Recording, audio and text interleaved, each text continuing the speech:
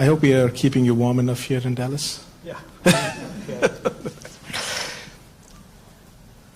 Ralji, first of all, again, congratulations on becoming the leader of opposition.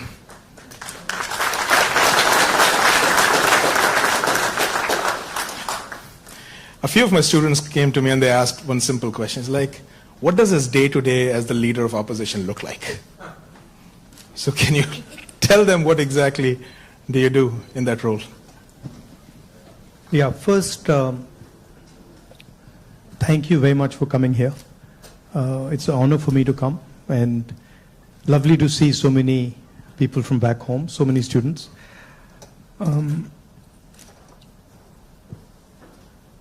See, opposition, at its heart, is the voice of people. So, if you have parliament, of course, there's a whole sequence of events that go on, but what you're generally thinking about is where and how can I raise issues of the people of India.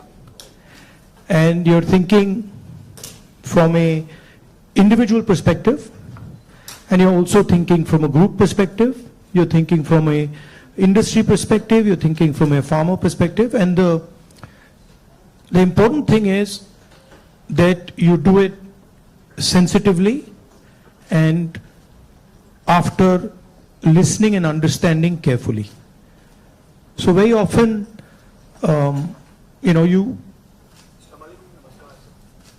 you see an issue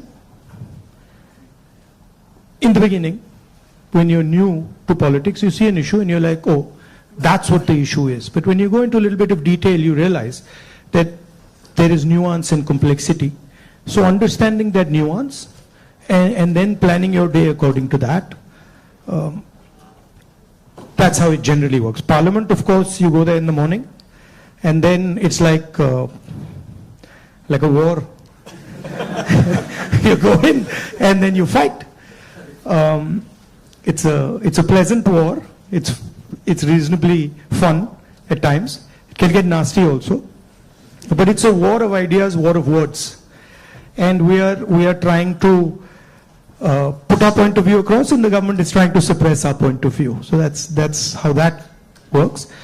And then there are a lot of people who come and see you, different types of people, party people, business people, farmers, these type of delegations. So you're constantly listening to what they're saying. So you just mentioned that you look at issues in a certain way differently. Now, thinking about your career as a politician, the first time you got elected and this time, has there been a change in the way you look at these issues and your mind thinks differently about how to go about them? Quite differently. Now, I'm coming to the conclusion that listening is much more important than speaking, right? And listening doesn't just mean that I come there and I listen to you. That's not listening. That somebody you're talking to me and I'm looking at you and I'm hearing what you're saying, but I'm not listening. Listening is a completely different thing. Listening is putting myself in your position. So if you're a farmer, going into the person's life, going into the person's day-to-day life, and then understanding what he's trying to tell you. So listening is fundamental. And then understanding the deeper dynamics. So you then are not just swimming around on the surface, you're raising fundamental issues, and you don't go raising every single issue. You focus clearly and you're like, okay, this is important, I got to raise this. This is something important, I got to fight for this. This is something important, I got to fight. So you choose your battles much more carefully. I think you hit it on the head, that prioritization. So, very good definition of political strategy or business strategy. understand clearly what you don't want to do.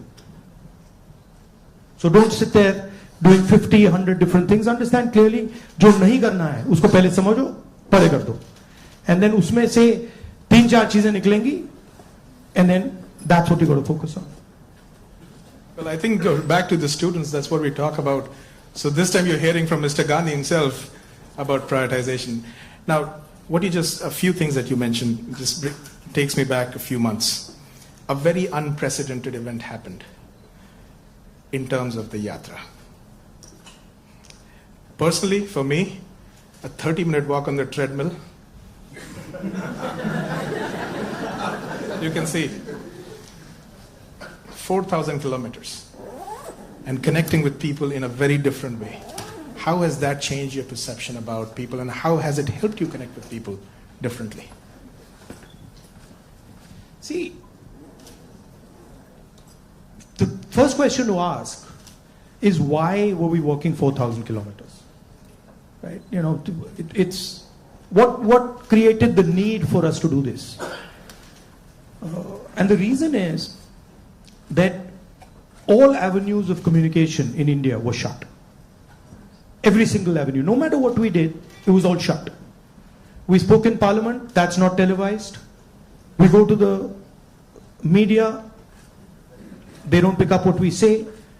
We even go with documents to the legal system, nothing happens. So, all our avenues were shut.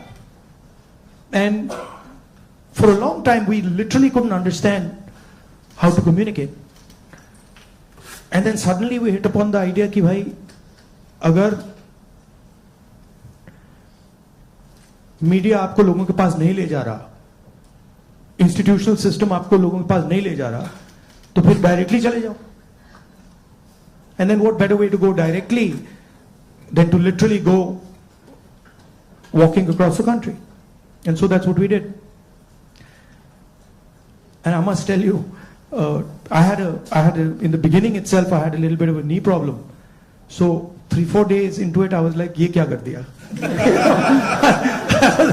I was like, you know, because you get up in the morning, I go running, and so you get up in the morning and you say, "Okay, I'm going to go run 10 kilometers," and you're like, "ठीक है," and then you get up in the morning and you say, "I've got to walk 4,000." It's a completely different paradigm, you know. So there was moments of that, okay, this is quite a big thing. But it went surprisingly easy. It was not difficult at all. And it fundamentally changed the way I think about my work. I would say that it completely changed how I view politics, how I view our people, how I communicate with our people, how I listen to people, and not just me. There were many people involved in the yatra, and all of us. And to me, the most powerful thing that happened organically, on its own, we didn't actually do it, it just happened, was that we introduced, certainly for the first time in India, possibly for the first time in many, many countries, the idea of love in politics. And this seems strange, you know, it's a strange thing because you look at the political discourse in most countries and you will never find the word love in that discourse. It just doesn't exist anywhere.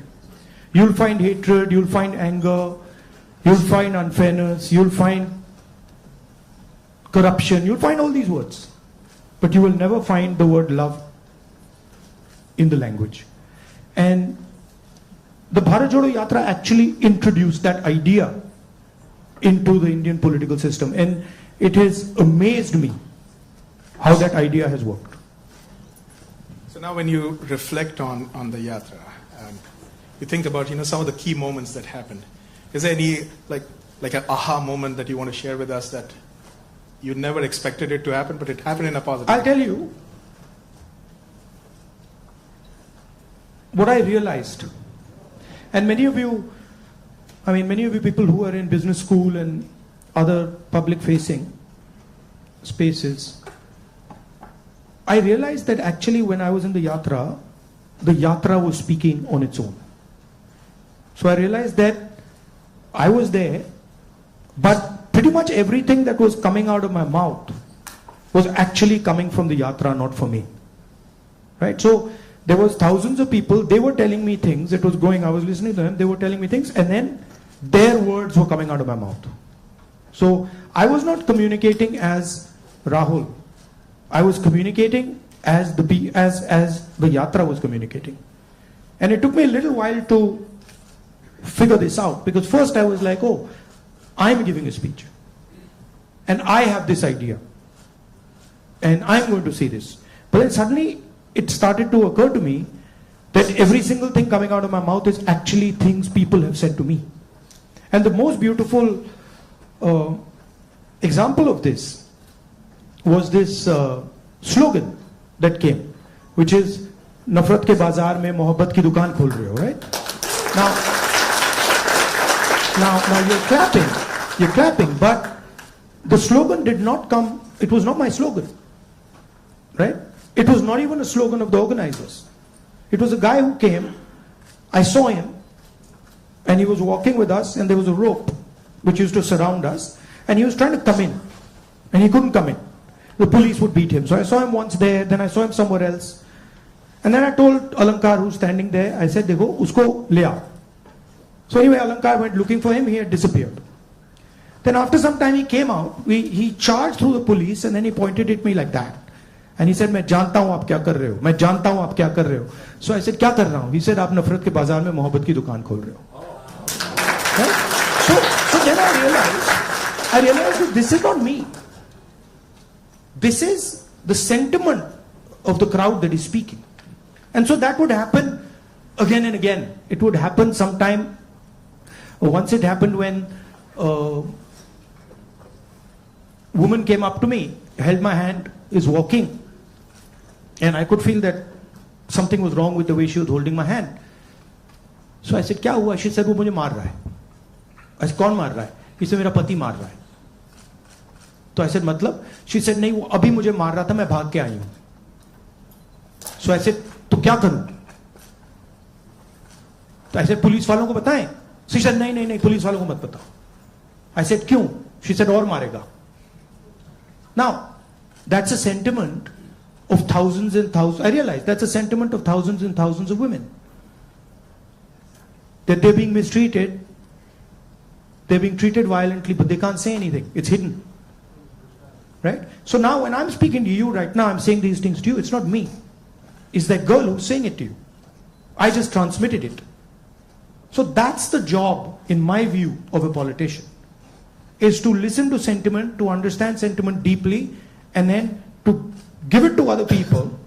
Right? Like I can see the faces here of the women versus the men. And when I'm saying that, I can see the faces of the women are different. They're reacting completely differently to what I said because they're understanding that.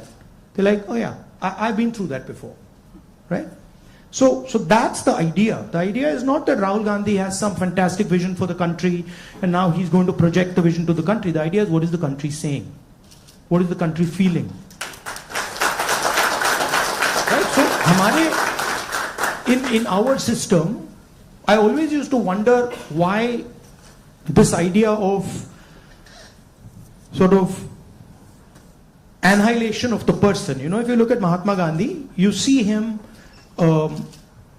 in a sense destroying himself. You know, when he's in university, if you see his pictures, they're very nice suit, very nice hair combed, and then slowly you start to see that those things start to fall away. His clothes fall away, his fancy suits fall away, everything falls away. So there's a sort of almost a destruction of the person taking place. And you can see this in many of our leaders. And the reason it's happening is because the person is actually dying and the voice of other people is taking over. Right? I don't know, I'll give you an example. Do you know what devta means in the term devta? Do you know what it means? Yes. No. What? No, it doesn't mean God. The deity. No, doesn't mean the deity. So Devta in India actually means a person whose internal feelings are exactly the same as his external expression. Meaning he's a completely transparent being. Right? It does not mean God. So if this person tells me every single thing that he believes or he thinks, and he tells it to me, that's the definition of Devta. Right? It's the idea that you destroy yourself. Right? So to me, that is interesting about our politics. How do you suppress your own ideas? Right? How do you suppress your own fear, or how do you suppress your own greed, or how do you suppress your own ambition and absorb other people's fear, other people's ambition?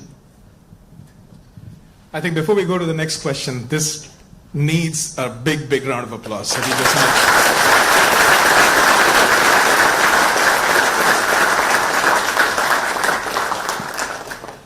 If you look at our big leaders, and historically,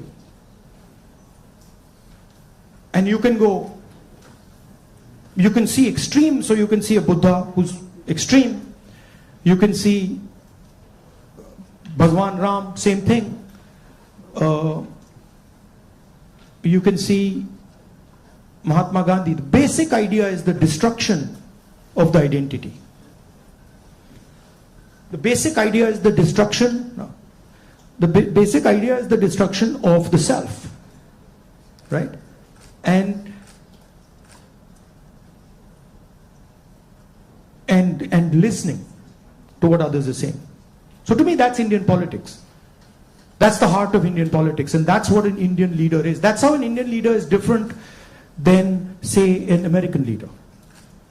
An American leader will say to you, listen, we got to go there, I'm going to take you there, promised land, let's go. Indian leader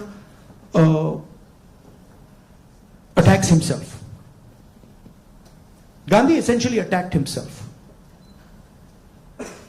Totally different concept. In some words, in some ways, Bharat Jodo Yatra was an attack on myself. 4,000 kilometer chalna hai, risk hai, guli lag sakti hai, chodo. Let's see what happens. So then that generates a completely different way of thinking and a completely different relationship with people. You know? Idea of Shiva, basically. When they say Shiva is the destroyer, what is he destroying? Himself. That's the idea.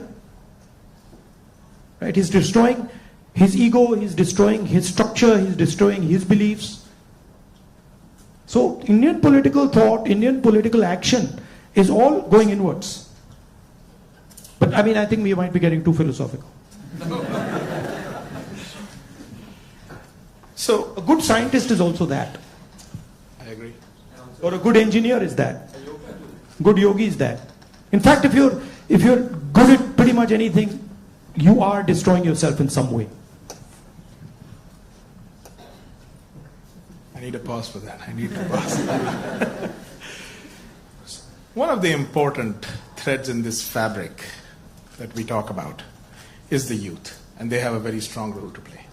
And especially when you look at US and India, and I see all the students that come in, one of the greatest joys for us here is to work with our students. They just energize us beyond limits. More than 300,000 of them are in the US. About 4,000 of them from India are here at UTD. Where do you see them playing a role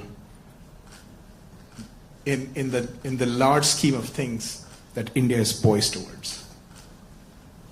These ambassadors who are sitting here, and of course there are some who have come before and are doing great things here in the US.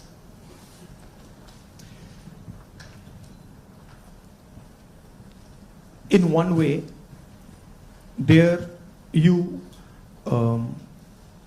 are a bridge between the rest of the world and India. So you have ideas and values that you bring to the United States. And often those ideas and values might not be understood so easily in the United States, right? There's a different cultural ethos, different cultural system here. But your ideas are as valuable as anybody else's. In the same way, they also have a culture, an ethos here. Today I met some young guys just before I came here who came into the United States, not students, but people who, driving trucks and stuff like that. And they were saying to me, look, I said, what do you like about the United States? And they said that what we love about the United States is the idea of equality. That a truck driver in the United States gets respect. And as a truck driver in India, there's no way I could get respect, right? Equality is a very powerful idea. And it's an idea that can help India in huge ways. So if you take back the idea of equality, take back the idea of fairness, that's a very powerful thing. So I think you should see yourself as a bridge. And the other thing is, what I've noticed in my life is that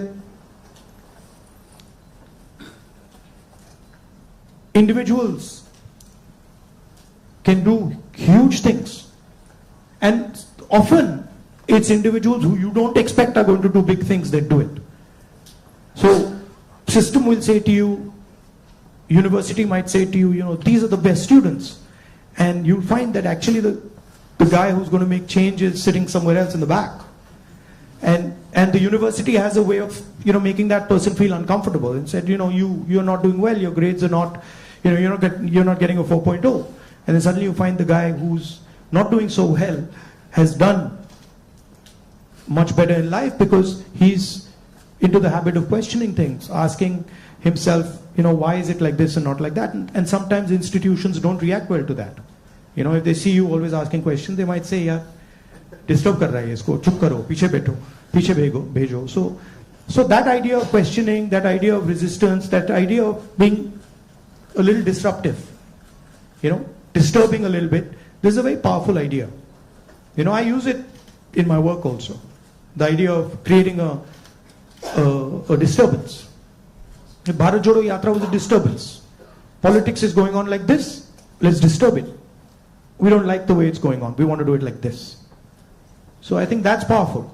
If you understand the culture you're operating in, understand your culture, and then have this sense of, how can I do something to bridge it, how can I do something to disturb it, it's powerful. Talking about the same youth, I think the life of anybody who's young and is in some, like the 20s, the life is like a soap opera. Every day there is a new challenge, there is something that is... It's the life of somebody who's in his 50s, 60s, 70s. The soap opera continues. It's not that the soap opera stops at 30, let me tell you. In fact, in many ways, the soap opera becomes much more dramatic later. Multiple soap operas start up. But so they have concerns. They have concerns about doing well in life. They're starting off maybe a professional career. They have questions about whether they'll do well or not. Employment also happens to be a key area and I feel across the world right now the youth is kind of rippling through that, a phase where there are questions about where they will land professionally from an employment perspective. So when we connect any sentence which has the word youth and employment in the same sentence, it's a cause of worry at a lot of places at a lot of different levels. What do you have to say about employment and our youth? See,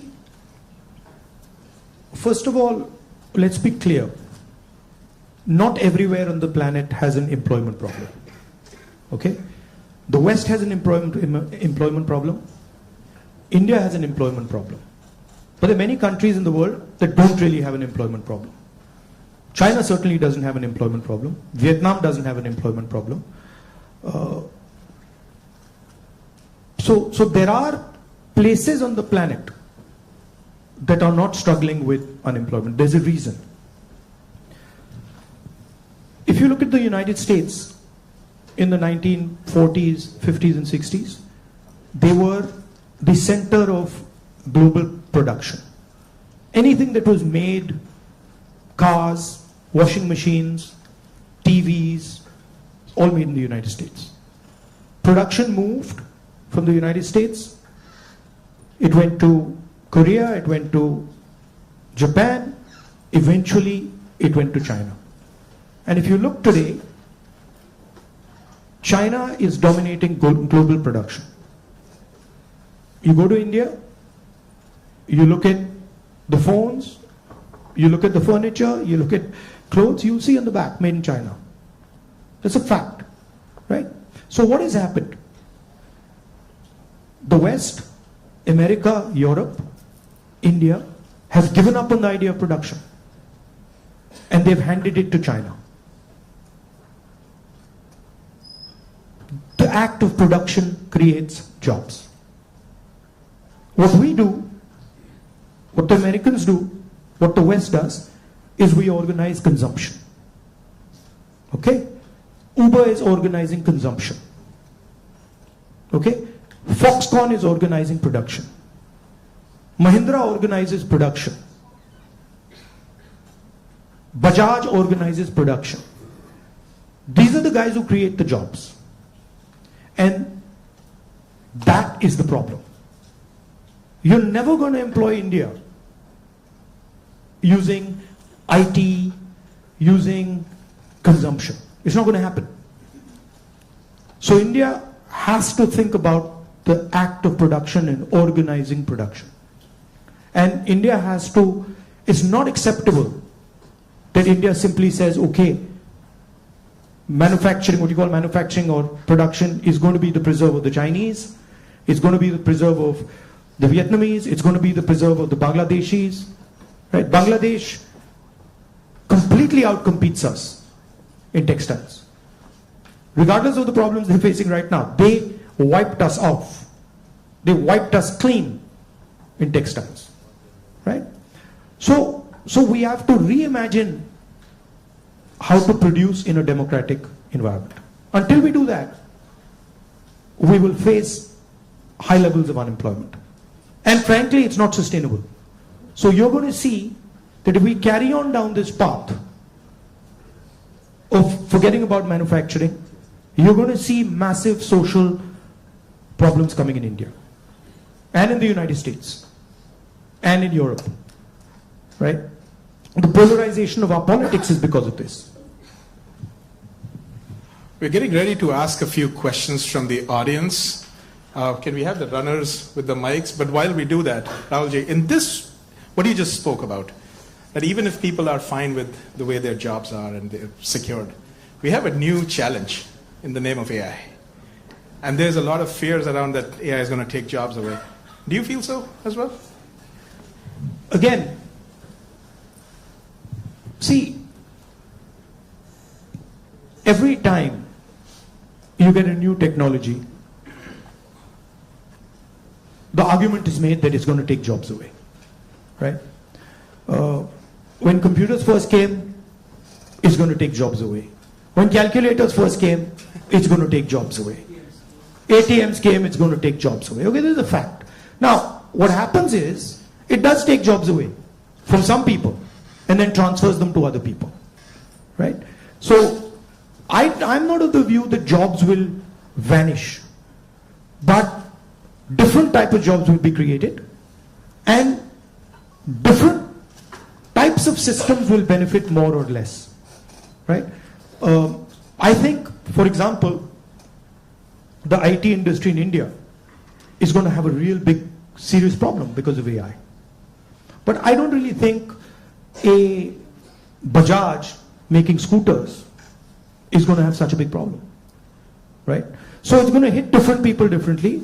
It's going to take away some jobs, it's going to add some jobs. And if you're positioned properly, it's an opportunity. And if you're positioned badly, you're in trouble.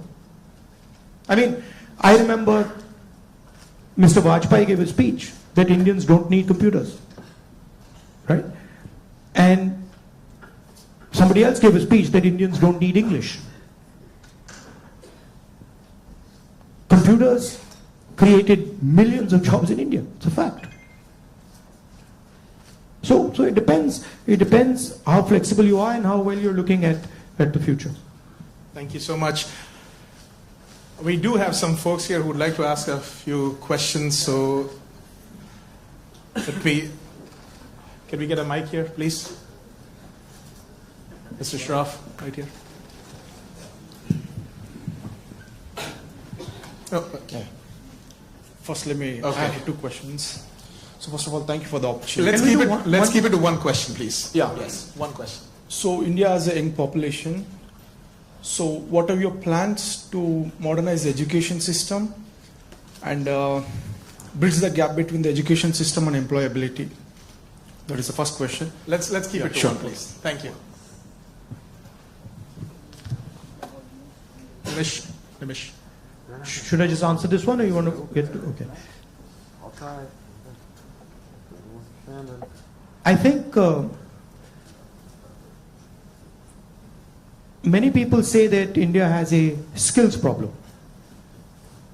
I don't think India has a skills problem. I think India has a skill respect problem. So India doesn't respect people who have skills. But I don't think there's any limit on the skills that are already available in India. Okay? Second, our education system doesn't connect with the business system. So you have a business system that is operating on its own, and you have a sort of ivory tower education system. And the education system in no way connects deeply with the skill structure of India. So I think bridging that gap, linking those two systems of skill and the education system, vocational training, I think is fundamental. I think currently huge problem in the education system is the ideological capture. So, feeding ideology through the education system. Most of our vice chancellors today are placed by the RSS. It's an organization that has a very particular perspective on life, on history, on the future. That's really damaging. Having one organization that is placing all its people in our education system, I think that's damaging. So ensuring that people who run our education system are independent, are not, ideological, or are not committed to sort of a particular way of thinking, I think is important. Thank you. Dr. Gupta.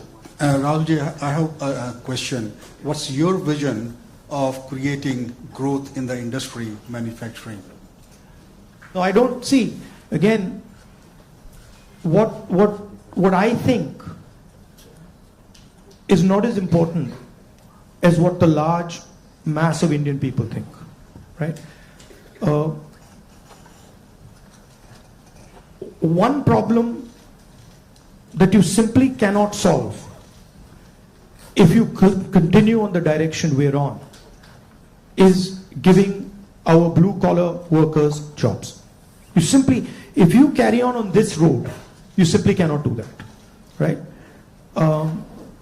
The only way you're going to give our large mass of people jobs is if you start producing things, if you start manufacturing. And the foundation of manufacturing, you don't just start manufacturing cell phones, right? It is a sequence, right? So you have to go up the value chain if you want to manufacture. A lot of people say, oh no, you can manufacture cell phones directly. Well, cell phones are not being manufactured in India. Cell phones are being assembled in India. It's a different thing. Meaning components are coming from China and those components are being assembled in India, right? The reason China can develop those components is because they have a huge infrastructure that has manufactured many different things, many different types of things before. So you cannot get away from from that basic stuff. And I think you have to have a vision for production. For example, our GST is designed against production. It rewards consumption, it punishes production. States that produce are harmed, right? Large monopolies, huge monopolies, harm production, right? They influence the policy regime so that players cannot produce. So these are some of the things that you would have to look at if you want India to start producing. I'm convinced India can produce with no problem. I'm convinced that India can take on China if you start aligning the country for production and if you start respecting skills. I'm absolutely convinced of it. And states like Tamil Nadu have already shown it. Right? It's not that Indian states have not done it. Pune has shown it, Maharashtra has shown it, Tamil Nadu has shown it, Karnataka to an extent has shown it. Right? So it is being done. But it's not being done at the scale and with the coordination that it needs to be done. I'll give you an example. You take any district in India, you will find that there is a historical network that produces there. You go to Moradabad, you will find brass, right? You go to Mirzapur, you will find carpets. You go to Bellary, you will find jeans. So each district has a traditional network of production. Now, how much support are those people getting? You want to create a brass industry, create it in Moradabad. Open the banks to them, infuse technology, support them, and I guarantee you, they will take on China. Right? And you can do it in every district. You support the Bellary jeans industry, you put in a couple 100 crores into that thing, you open the doors of banks to them, I guarantee you they'll get to work. Right? But currently, I mean, a simple statistic, 16 lakh crore rupees of bank loans have been forgiven to 25 people. 25 people. Right? Do you realize how many industries you could set up with that?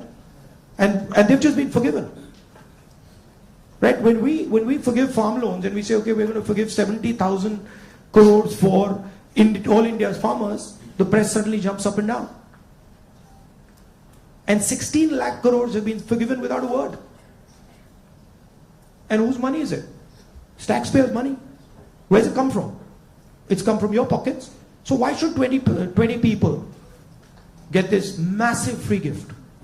Why should one person, suddenly have all the ports, all the airports, all the defense contracts? What is happening when you do that?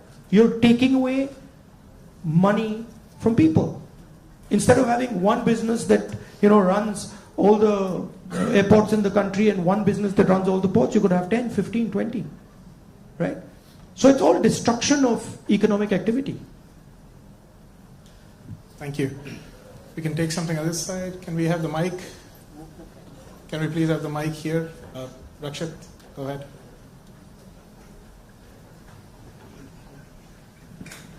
Hello, Rahulji.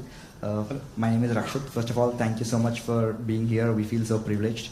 So my question is, how do you think we as students and youth contribute to and get involved in public service and the development of our country? Come and work with us. We can show you. But realize that neither is it easy, and it's not fun all the time. It can be unpleasant, it can be hard, but it's got its, you do get gratification from it, but it's not easy. And if any of you are interested in it, we run internships and we put people into our system and train people. Thank you. We had a question here, Mr. Shroff. Rahulji, first of all, thank you for coming here and gracing UTD with your presence. I'm a faculty and I also represent a lot of students, so I'd like to ask, for everything we look at it and say there is always something you can even do better for something that you haven't done successfully. So looking back, Bharat Jodo Yatra was so successful. Couple of things what you could have done differently if you did it now. No, look, every single thing that you do, I mean, I'm sure if we sit down and say, okay, Bharat Jodo Yatra, we could have done it better, right? There's nothing that you do that you couldn't have done better or you can't do better. And that's just how life works. And these are choices. So I don't think I've ever done anything perfect in my life. And I don't think I will ever do anything perfect in my life. But it's a learning experience, right? So you start off, you try something, doesn't work, you do it again, and then it works. Yeah. Thank you. Take another question. One thing that I didn't think was important, because of something my father said to me once, which is strange, which turns out is quite important, which is that once my father told me, look, if you work properly, you don't need to tell anybody about it. Work speaks for itself. But it's actually not true. It's a strange thing, it's not true. You've got to communicate it. And the one thing I have fundamentally changed is that earlier I would do something and I wouldn't communicate it. And now I do something and I communicate it. It's not actually my nature. My nature is actually just to do it and not communicate it. But I think it is important that you communicate. It should be a two-way traffic. Yeah.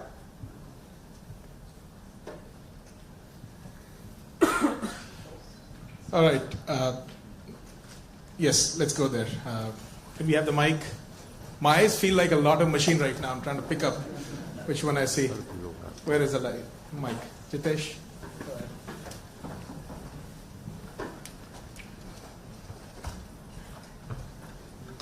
Thank you, Rahulji. So, as my friend Rakshit was saying, like public into service or public into politics, which one you prefer? Like one Indian youth should be more into service or like complete into politics? Look, don't have a rigid idea of what political action is. And in the same way, don't have a rigid idea of what service is. Those two can overlap, right? Politics is much broader than fighting elections or giving speeches, right? Politics is about influencing how people think, and you can be very political and not be directly involved in the political system, right? Or you can be deeply involved in the political system and not be doing politics at all. So I don't think you should think that those are two different avenues. You should do what you like. And in what you like, you can do politics without a problem. I think we have time for another couple of questions, right? So, Dr. Mehrotra, can we have the mic here, please?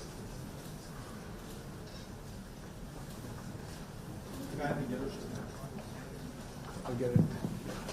Okay. First off, thanks a lot for being here. It's a rare opportunity and we're truly grateful. To me at least, and I could be wrong here, it almost seems like there are two Indias. One that is reaping the benefits of the growth that we see, and then one that's being kind of bypassed. There's still unacceptably high number of people living in abject poverty who don't even have access to the very basic of quality education. What vision do you have to ensure that this India that's kind of been cut off at least gets some benefits, and that it's a little more equitable, the benefits of India's economic growth? There are clearly two Indias. And very small percentage of people, very small percentage of people benefit from India. The vast majority of people don't benefit from it. And if anybody talks about building a country, talks about progress, you simply cannot ignore this fact, right? If you look at our institutions, our businesses, our legal system, anywhere, you will find that it's captured by a very, very small percentage of people. Now, one of the things that I keep saying is that in the 21st century, you need data. And you need to understand the extent of this capture. I think when people actually understand the extent of this capture, they will be shocked, right? And so, for example, the idea of a caste census is a way of shining the light on this capture, right?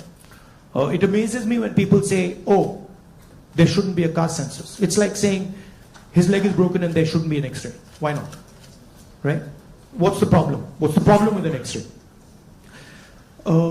Second thing is the issue of skill, right? You've heard of the Eklavya story? You've heard of the Eklavya story? Yes. If you want to pin down what is happening in India, it is millions and millions of Eklavya stories every single day. The people with skill, their thumbs are being cut off. They're not being allowed to operate.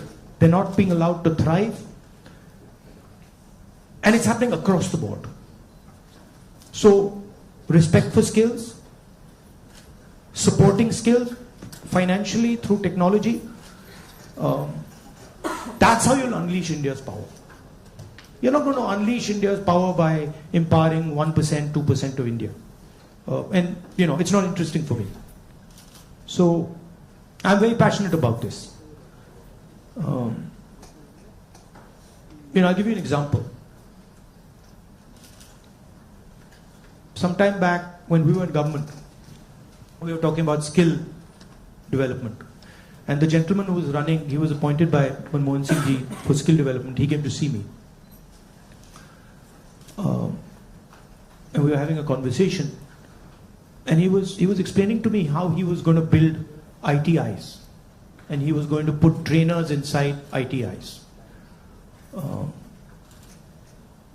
For plumbing, for hair cutting, for carpentry, for stuff like that. And I was listening to him. And I asked him a question. And what I said was, look, you're building these ITIs. And I gave him an example. I said, let's say you want to train 1 million barbers. Now in your model, what you're going to do is, you're going to have these ITIs, whatever, 1,000 of them across the country, and you'll train these barbers. But that's not where the barbers' skills lie. That ITI is not where the barbers' skills are. The barbers' skills are with the barbers. So I said to him, why don't you do this? Why don't you set up certification centers? And then go to every single barber in India and say, listen, this is what we'd like you to train. For every guy you send to our certification center, we'll give you X amount of rupees. So let's say you have, 1 million barbers in India. And you go to 1 million barbers and you say, listen, you guys have the skills. We want to train barbers. And now start training barbers. And for every guy you train, send him to the certification center. And the moment we find that he's certified and he has been sent by you, we pay you. How long will it take you to 1 million barbers? 2 months? 3 months? Right? He just looked at me as if I was crazy. Right? Because for him, the skill isn't there. The skill isn't the ITI. But actually the skill is with the barbers, with the plumbers, with the carpenters. Those guys have the skill. That's the skill network.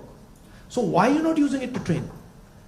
Just recently I went to I was driving past Sultanpur and I walked up to this shoemaker. It was amazing because the guy says to me, you know, I said, what's your biggest problem? He says, I've been working here for 40 years and nobody has ever respected me. So he says to me, the only man who has ever respected me is my father. Right? So I was thinking about this. And then he says to me, you know, there was this scheme.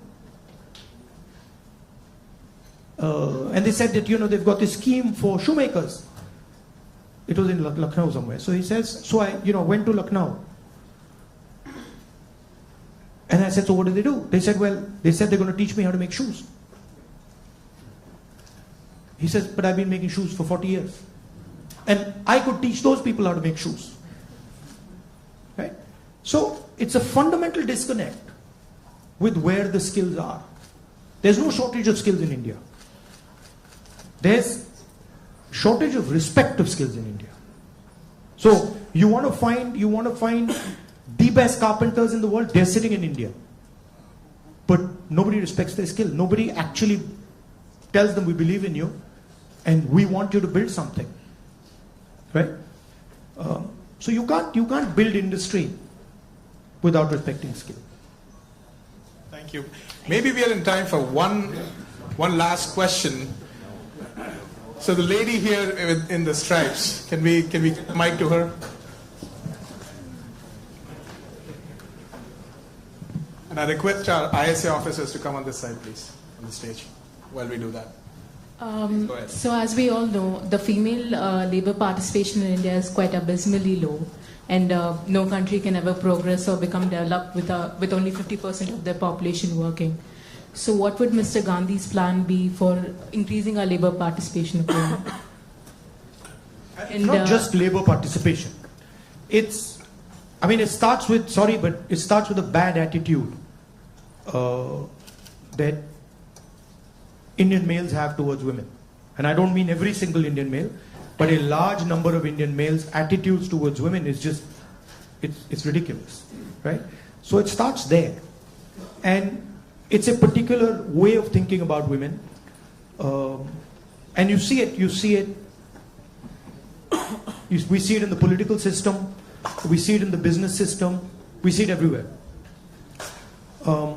So I'm very big, number one, on political participation of women.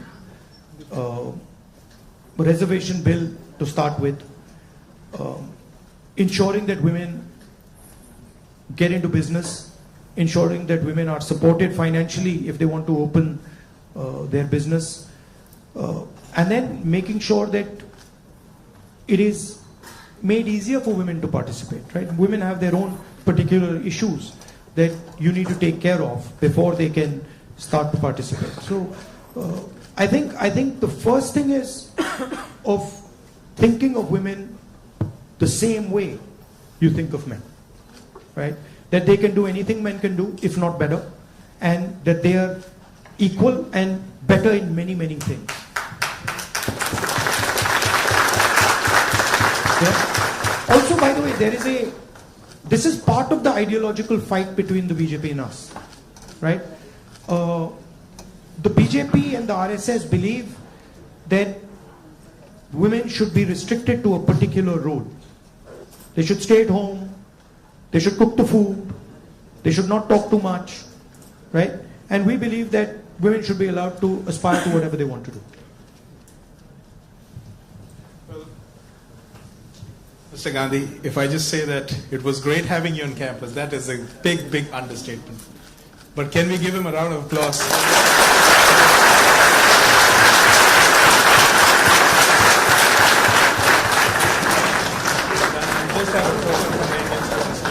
All right, at this point, folks, let's be in our places. Mr. Gandhi, once he exits the room, we can all, in an orderly fashion leave. But I would like a few of our ISA officers here, who are the organizers for the event, to just present a token to Mr. Gandhi here.